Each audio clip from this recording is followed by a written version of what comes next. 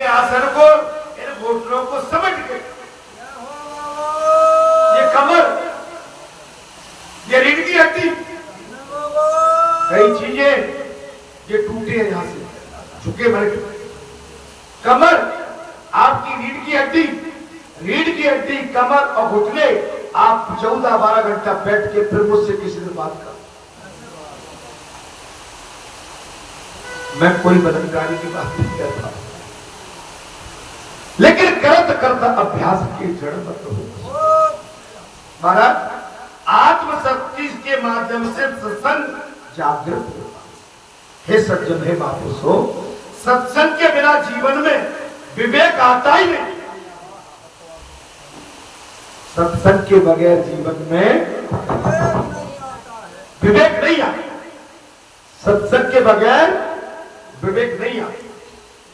संत महात्मा द्वारा दिया हुआ, महाराज, संत महात्मा द्वारा दिया गया विवेक रूपी बल बुद्धि को पसंद नहीं, बल बुद्धि को पसंद नहीं।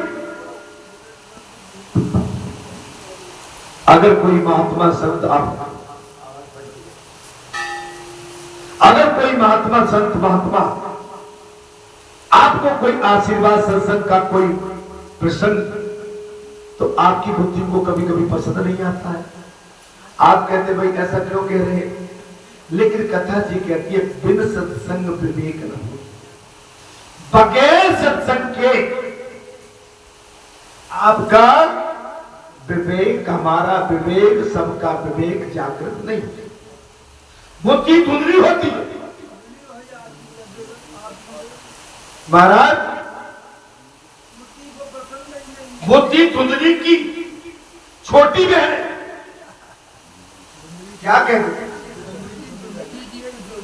बुद्धि आपके अंदर है, लेकिन सत्संग में नहीं जाएंगे तो बुद्धि क्या है महाराज? धुंधली की छोटी बुद्धि बहन। मन बुद्धि की सलाह लेता है। आपका मन किसकी सलाह लेता है? एक बात, आपका मन कभी आप घर से निकले, आपको संत मिल जाएंगे, आपका मन गदगद होगा, ठीक है? और आगे आप मार्ग में बढ़े, कोई आपको छोटी बुद्धि का भिखारी या कोई अधर्म करता हुआ दिख जाएगा, तो देखिए वहां आपका मन कितना, और वही मन उस धर्म की ओर को देखता है, तो वो क्या मन आपका विचलित हो जाता है। ये मन आपका खतरनाक है। अजामिल के साथ क्या हुआ? यही हुआ था कि वो एक वैश्या का उसने अधर्म होते हुए देख लिया, और एक धार्मिक होने के बाद में, सत्संगी होने के बाद में, महापंडित होने के बाद में, ज्ञानी ध्यानी होने के बाद में वो भटक गया, वैश्या का संग, वैश्यगामी हो गया। इसलिए समझो, ये जो घर में आप खराब चित्र देखते हैं ना, ये मत देखो। ये टीवी पे, यूट्यूब पे, चैनल पे गंदे दृश्य है।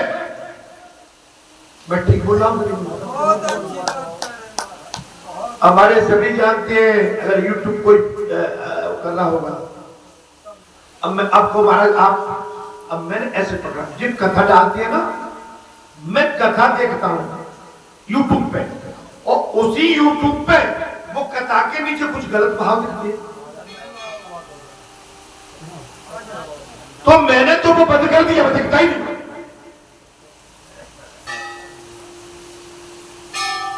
माने यूट्यूब इतना गंदा है, माने पूरी हमारी धार्मिक पूरी परंपरा को लज्जित कर रहा है। अगर आप पढ़े लिखे देखते होंगे तो बचो। मैं ठीक बोल रहा हूं? अगर कोई अगर यूट्यूब किसी ने देखा हो, बचो, आपकी बुद्धि खराब हो जाएगी। उस पर तो गंदे गंदे वार्तालाप पड़े। मैं ज्यादा आगे क्या, खराब होगी। मन बुद्धि की सलाह लेता है तो दुखी होता है।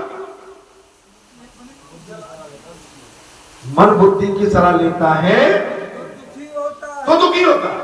मन कई बार आत्मा को धोखा देता है। अब सुन लो आप। मन चंचल है, मन के चले न चालिए पलक पलक, मन कपटी, मन लोभी लालची, इससे बचो। ये मन बड़ा खतरनाक है। मन की सफाई के लिए सत्संग रूपी आप किसी छत्र छाया में जाके बैठ जाओ। जब आपका मन शुद्ध होगा, इस मन को बार बार समझाओ, इस मन को बार बार काबू में रखो, और मन काबू में आ गया तो अब कहिए कैसे?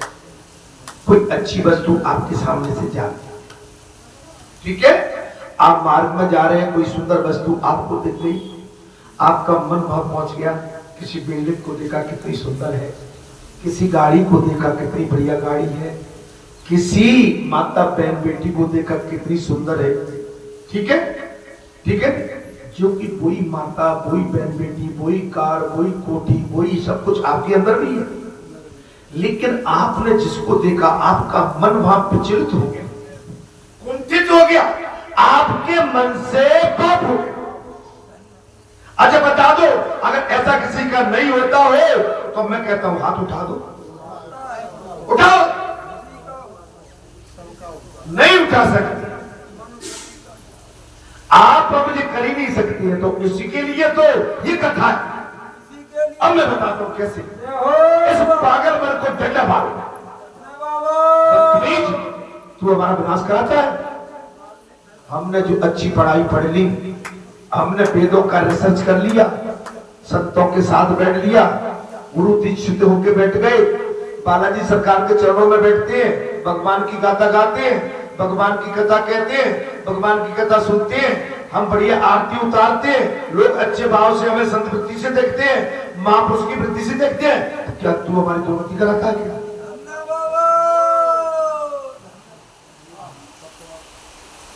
मेरा कोई गलत कहा उसने बात बोले, क्या तू हमारी दुर्गति कराता है क्या? अरे लोगों ने तो हमें भगवान मान लिया, तुम हमको मरवाता है क्या करता है? एक पागल मन, मान जा, नहीं तुम मारेंगे तुम।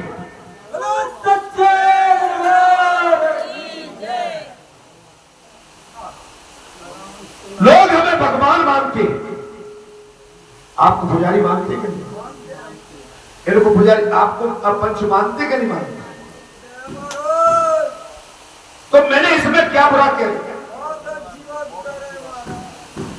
तो मन को समझाओ, मन को खींच के रखे।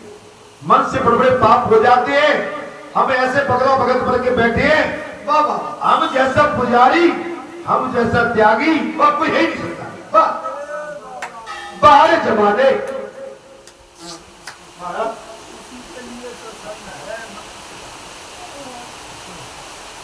नहीं तो सत्संग किसके लिए?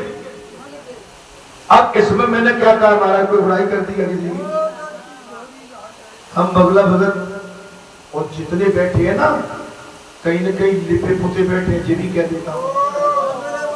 अगर नहीं हो तो ऐसे कर दो, फिर क्षमा करना, मैं इल्जाम नहीं लगा रहा हूं। पहले अपने मन को साफ करो, तभी साफ करो। या आके जो आप कह देते हो जी कैसे, अरे ये तो पवित्र है भाई, ये स्थान पवित्र है, बालाजी पवित्र, या की नल पवित्र। अरे अपने मन को पवित्र करो, जो संसार का मैल भर के पड़े। अब मैंने इसमें क्या कह दिया? और बाबा कहे बार तुमसे कि तुम्हारे अंदर तो जे भरा हुआ है, तुम्हें कैसा लगेगा? भैया ओ बाबा, भैया मैंने जाकर क्या बुरा कर? पहले अपना पेट साफ कर, अपना मन साफ कर। अरे ये देव स्थान तो पवित्र है। अरे महाराज तीनों लोग हाथ से कांपे, चारों युग प्रताप तुम्हारा, ब्रह्मचारी देव शक्ति, क्या बात करते हैं? अरे सच्चाई न होती तो जो ब्रजमंडल न बना होता।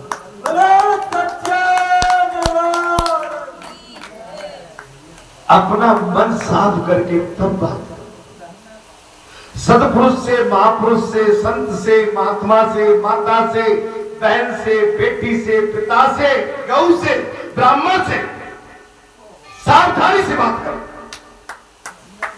पंचों से। अब मैंने इसमें क्या कह दिया भला? अब मैं तो खट्टा हूँ भाई, नमकीन हूँ, मैं तो मिर्ची वाला हूँ। वो मैं नमक ही नमक भरवा, खटा सी गरा भरी है, मिर्ची लगा देता हूँ। अब मैं क्या, मेरा स्वभाव ही मिर्ची का है। अब हमारा सच्चाई का कैसा स्वभाव होता है, कड़वा होता है?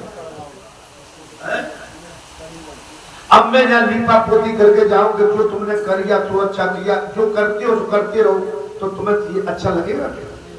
ये तो मैं पाप और कमाऊंगा, तुमको भी पाप में ढकेलना। तुम्हें निर्मल होना है, तुम्हें अपनी सफाई कराना है और साफ बनना है, तो मेरी पढ़ाई को पकड़ लो, तुम निर्मल हो जाओ।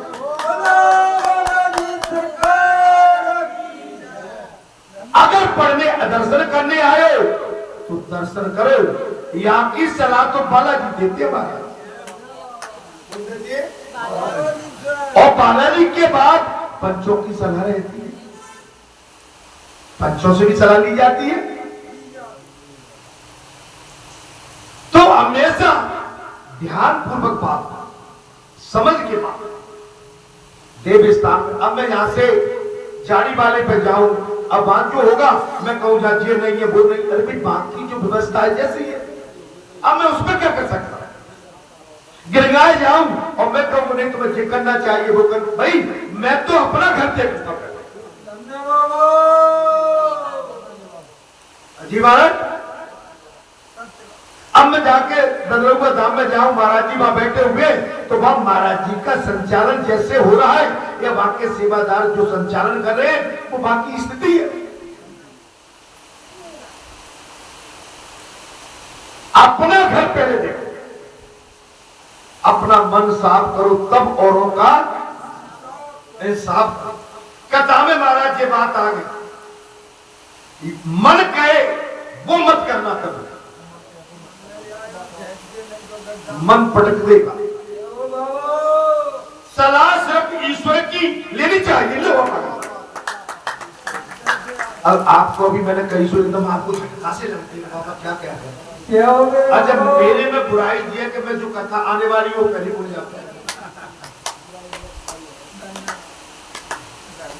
जो ईश्वर कहे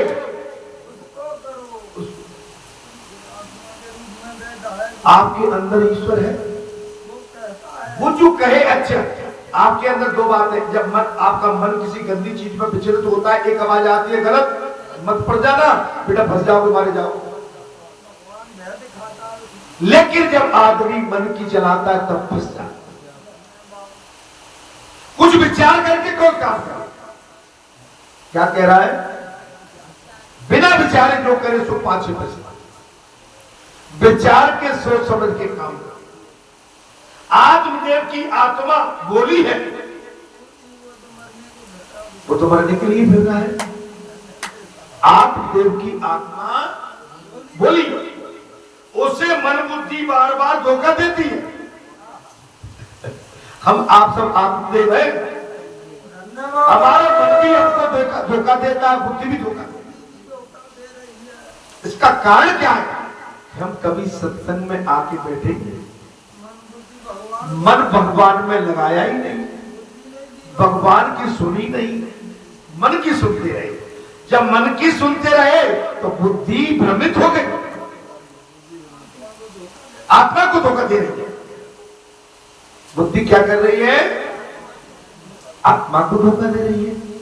आत्मा माने परमात्मा, बुद्धि किसको धोखा दे रही है? ईश्वर को, आत्मा को। आत्मा ही परमात्मा है ना। अच्छा, मन को सलाह लो, मन को थोड़ा डांटो।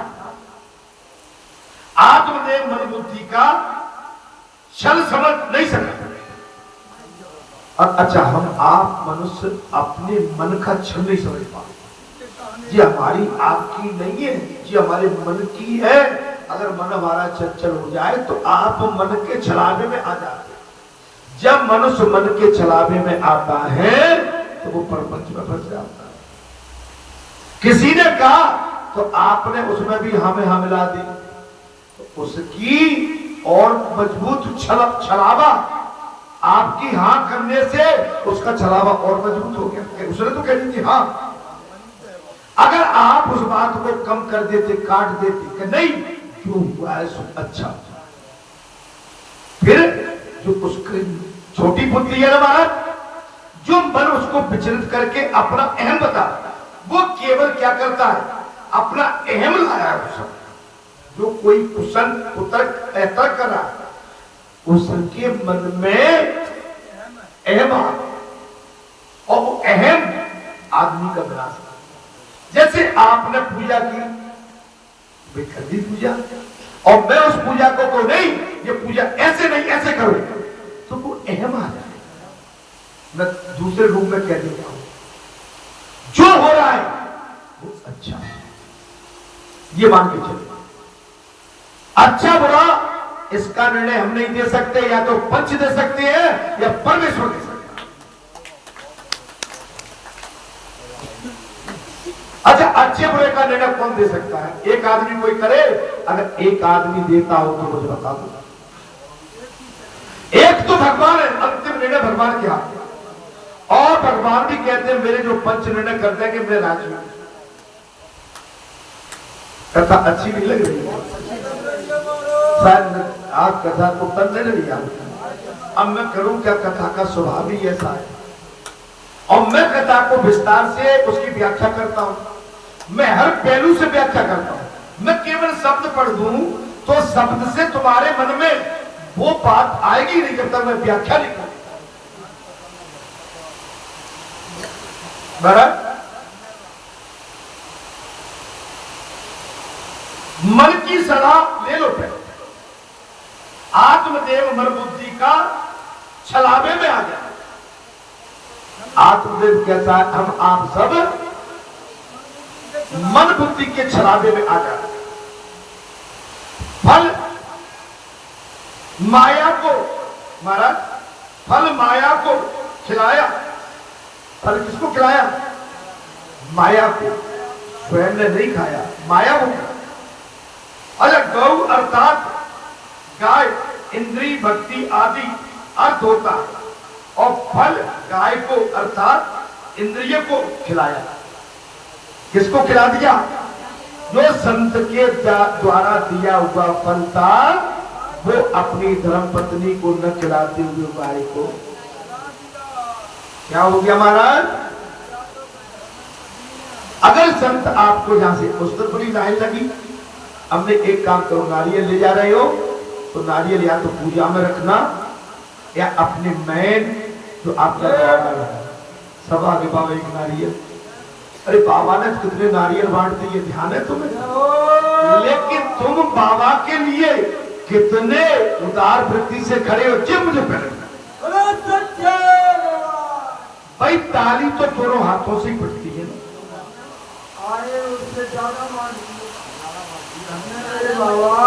आए नहीं थे, मेरी बात को समझिए। अब आप हम क्या करेंगे, बाबा का ही हम ले लेंगे सब, हमारा पुण्य नहीं लगेगा। आप नारियल लाते और मुझसे ये कहते कि लो बाबा नारियल है, हम व्यासपीठ पर रखते हैं, इस नारियल को अगर आप चाहो तो हम लिए जाते हैं, और ये नारियल आप चाहें तो हम प्रसाद के रूप में अपने घर में पूजा करें। नहीं, कोई बात नहीं है। मैं ज्यादा वजन नहीं देना चाहता, मैं बहुत लेने का इच्छुक नहीं रहता मेरे भाई। मैं तो केवल आपके प्रेम का, आपके मन का भूखा हूं, मेरे पे कोई कमी नहीं है। मेरे तो राम नाम के भंडार भरे हुए हैं, अखंड भंडार भरे।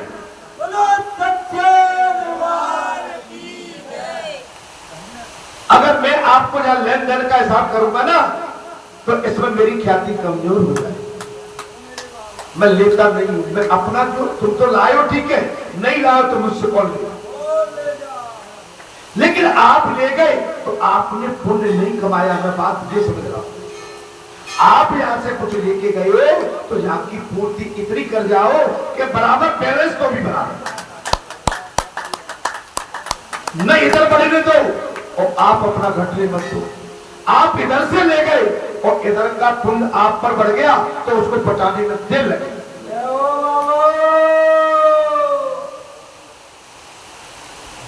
मैंने उस दिन भी कहा था कि कभी किसी का चोला और बोला और किसी की धरोहर भगवान के किसी से मतलब भगवान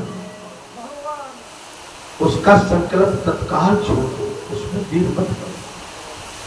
व्यासपीठ से अगर आपके कानों में ये बात आ गई बाई चांस की बात, अगर आपने चोला बोल के रखा है, आपने नारियल बोल के रखा है, या आपने सत्यनारायण की छोटी सी कथा बोल के रखी है, जब व्यासपीठ से ये बताया जा रहा है कि उस वजन को तत्काल उतार दो तो उसमें देर मत करो। हाँ, अगर आप परीक्षा लेना चाहते हो तो क्या होता है, मैंने पूर्वा का टाइम दिया था, मैं तो ध्यान करता हूं, तो निश्चित सावधान रहो, क्या होगा वो आपके सामने खुद आ जाएगा। मैं कुछ ज्यादा तो नहीं बोल रहा, मैं तो याद दिला रहा हूं कि हमने जाके हमें 10 मिनट सीताराम सीताराम भी कहना था, तो क्या हम सीताराम कह के आए 10 मिनट? भाव तो आते ही होंगे ना भाई, कि बालाजी पे जाएंगे, एक नारियल ओसार के टांगे आएंगे, अब चीज करे आएंगे। तो धर्म का वजन या तो बोलो मत, अगर धर्म का वजन रख लिया तो वो अंतिम समय तक क्या आपकी कई पीढ़ी तक आपके पीछे जाता। महाराज लाइट कम आ रही, हाँ नहीं सोचते ऐसा होता नहीं है, लेकिन शायद ऐसा हो, ऐसा जनरली होता नहीं है, लेकिन कभी कभी हम बहुत भार भजन बन के रख देते। महाराज जी हमारे आपके सभी के साथ होता है। अगर मैं भी अगर इसको कहूं कि मैं पाक शुद्ध बैठा हूं तो हो सकता है मैंने कोई चीज बोलती हो और मैं आज तक नहीं कर पाया हूं, तो ये मुझ पर भी लागू होते हैं। महाराज इसमें बात आती है, महाराज सूत जी समझाते हैं कि सत्संग से तुरंत इंद्रियों की शुद्धि नहीं होती है। क्या कहते हैं कि आप चाहो कि एक दिन का सत्संग करके आ जाए और हमारी इंद्रियों की शुद्धि हो जाए। आपको कितना टाइम हो गया? 22 साल, 22-23 साल से सत्संग चल रहा है। तो 22-23 साल में अभी हम मुश्किल से 11-12% पे शुद्धिकरण पे पहुंचे, मुश्किल से। मैं ठीक बोल रहा हूं? 22 साल में हम 99% 90 पे नहीं, हम 11-12% ज्यादा 15% के भीतर है अभी। अरे बताओ, अच्छा बताओ। तो मैं तो 15 ही कह रहा हूं ना महाराज, अभी 85% की कमी। अगर 22 साल में 23 साल में आपने 15% सुधार लिया, अब आप पक्की सुधार कर लो तो 50 तक पहुंच जाएंगे। और मैंने ये माना है कि पूर्ण तो कोई नहीं होता है, लेकिन 50% पे वो परमात्मा भी माफ कर देता कि संसारी जीव है, कलयुग में गया था बेचारा। अगर कलयुग में 50% का सुधार लेके यम तुम इसको लाए तो इसको पुनर्जन्म मनुष्य का दे।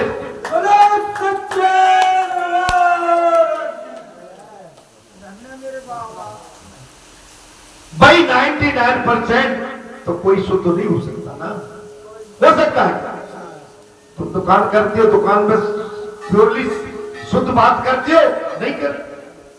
दुकानदार अपना मुनाफा चाहता है, दूधिया अपना मुनाफा चाहता, हलवाई अपना मुनाफा, और ऑयल मिल वाले, अच्छा जी अभी घी आता है, पैसा घी का देके आते हैं, लेकिन उसमें भी 40% 60% घी शुद्ध होता है, 40% उसमें भी मिलावट। अच्छा हमने पैसा किसका दिया तो जी हमें दोष नहीं लगा, जिसने घी हमको दिया है ये दोष उसे लगा। चलिए फिर जिस डीलर ने जिस कंपनी से घी खरीदा और उस कंपनी ने जो बनाया ये पूरा दोष उसको। वो समझ में आ रही है? नहीं कहता आज कथा में तुम्हारा आनंद नहीं है।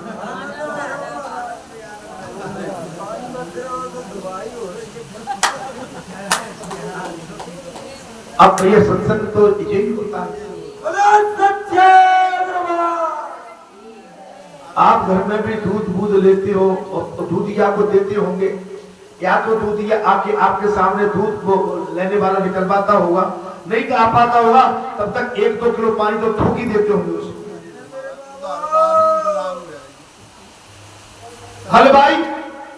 हलवाई के घर में रुपये की वो टोई लगी है, माने 10-10, 20-20 मकान बन गए एक हलवाई के। वो मिलावट से और मिलावट से किसी का कल्याण, नाम तो कमा रहे, मात्रा हलवाई, पंडित स्वीट हलवाई, ब्रजवासी हलवाई, कौन सा श्री राम हलवाई, श्री राम भी लिख दिए फिर भी तुम ठोक रहे हो उसमें माना है। श्री के डेयरी लिख दी लेकिन बेईमानी बामे कर रहे हो, बालाजी डेयरी लिख दी लेकिन बामे भी टाका लगा रहे हो। अरे बालाजी धाम की पीठ में तो शुद्ध काम हो रहा है मेरे भाई, क्या टाका नहीं है, बिल्कुल क्या मिलावट किसी बात में नहीं है, वो तो पकड़ के बता। 100% क्यों? ये तो सच्चाई की दुकान छोड़कर क्यों जा रहे हो? अरे भाई यही आ जाओ, बालाजी ने चाहे तुम्हारे घर गाय बांध देंगे, दूध ठीक पियो आप।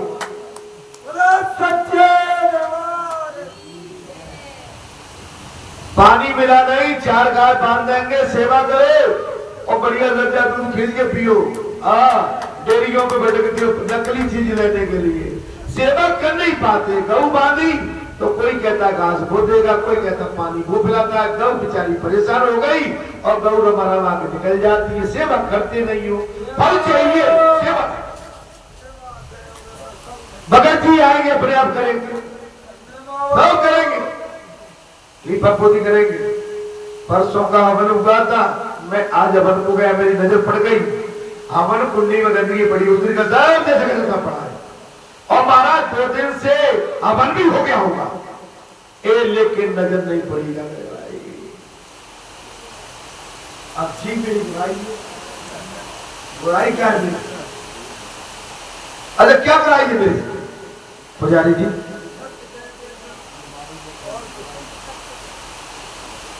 अरे हवन कुंड साफ होता है क्या नहीं?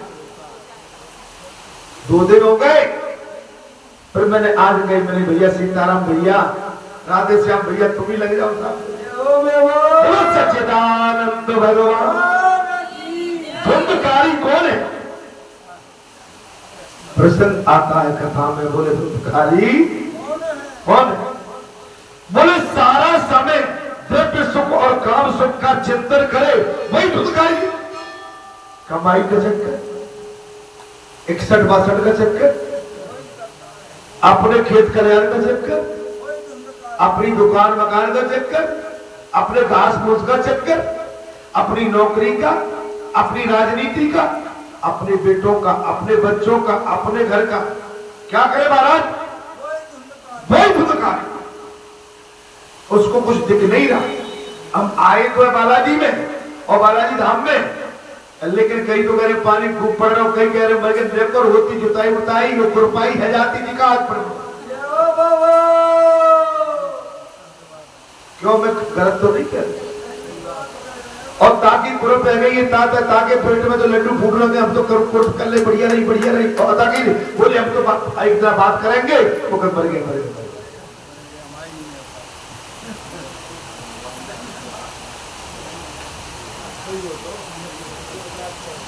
अरे जी अमृत है भाई, इससे सारी सृष्टि हरी भरी रहती है। अगर पानी नहीं पड़ा तो जीवन में कुछ है ही नहीं। इसको पढ़ने दो, इसको टोको।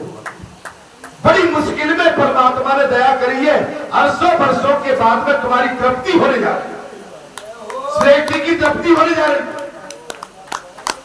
हम अपनी बात सोचते हैं, अपने एक खेत की बात सोचते हैं, अरे पूरे विश्व की, पूरे भारत की बात सोचो।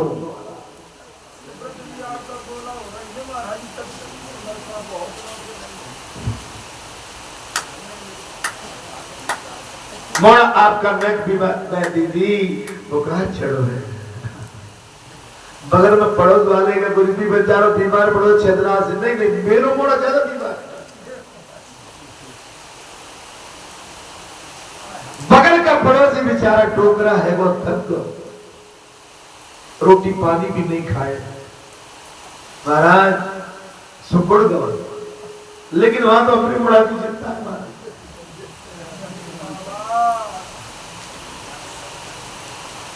ये माने हम अपने अंदर कभी सोच, आप लोग भी 5-7 घंटे जहां बैठते हैं तो मुझे लगता है कि देखो वो माता बहन बेटी मेरे भाई जो भी बैठते हैं तो उनमें भी माने कितनी एनर्जी है कि भगवान की कथा में कितने टाइम आगे बैठते हैं। मैं जब जहां से गर्मी में जाता था ना तो मैं आपको पैदल और तिरनाती धूप में देखता था, मेरा मन विचलित होता था। मैं तो गाड़ी में बैठ के जा रहा हूं, ये बेचारे कैसे हिले लगे। मैं कई बार कहा भी हम केवल अपनी पीड़ा को पीड़ा मानते हैं और संसार की पीड़ा को पीड़ा नहीं मानते। हम अपने घर का भरोसा करना चाहते हैं, दूसरे के घर खाली पड़े हैं, चूल्हा जले न जले। अरे चूल्हा तो सबके घर में जब जलेगा जब ऊपर से बरसेगा।